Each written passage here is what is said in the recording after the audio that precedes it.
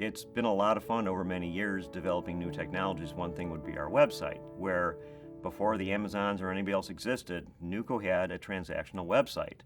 But it was built from the ground up, and it was built to give the customer the same response, the same service that they got from us on the phone.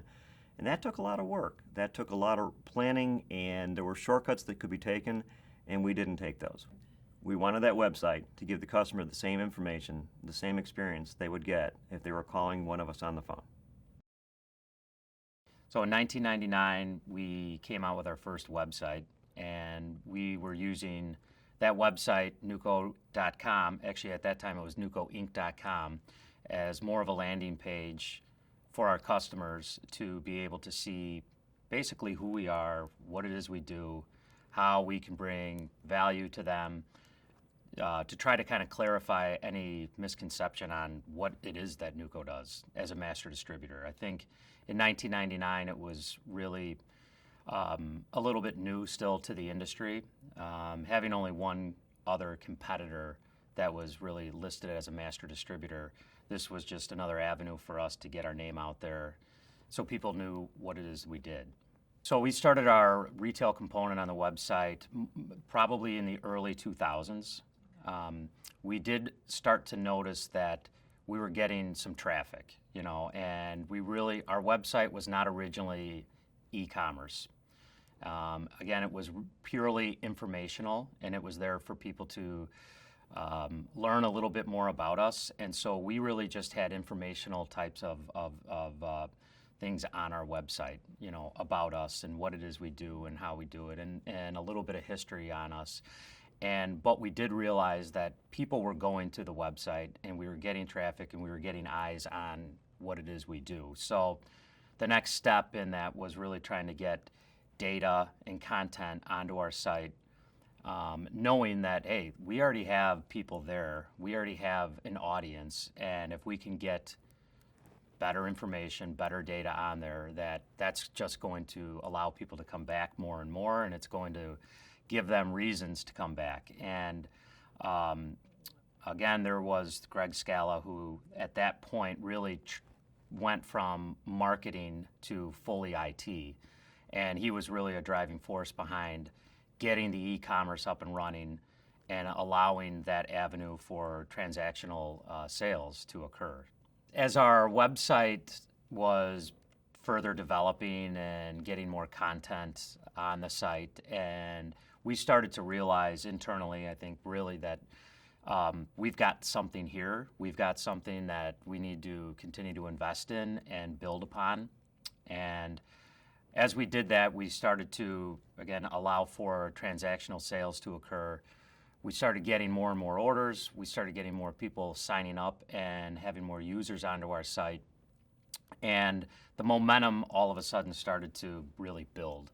And it was probably early to mid 2000s where we started really attacking and getting a game plan on all the data that we wanted to get onto our site. And so we really put a plan together where our entire inside sales team was tasked with getting part numbers, model numbers, instructional manuals, just tons of content on our site where we basically looked at who was using the site. And the answer to that was the counter salesman at all of our wholesale distributors. They would normally call in, and the questions that they would have when they would call in, we wanted our website to basically replicate everything that a person could help them and get them from point A to point B to answer a question. And so our website was more or less designed to help that scenario and the counter people at wholesale distributors. And so it took years of getting, again, just going manually and adding part number after part number after part number and all of the data that goes along with that part number onto our website. And as we did that, it was just like, a snowball going downhill. It just started gaining so much more. We started hearing, I think, a lot more of how this is helping our customers. And I would say, over a period of probably 5 years, there was just an incredible amount of traction that we were getting from our customers, which then caused us to look at internally, is this site really still what we need? Now that we have so many people on the site, so many people using it, it forced us, I think, to look at ourselves and say, is this the best that it can be, or should this be more? Are we kind of reaching our limitations here on this website for what our customers really want?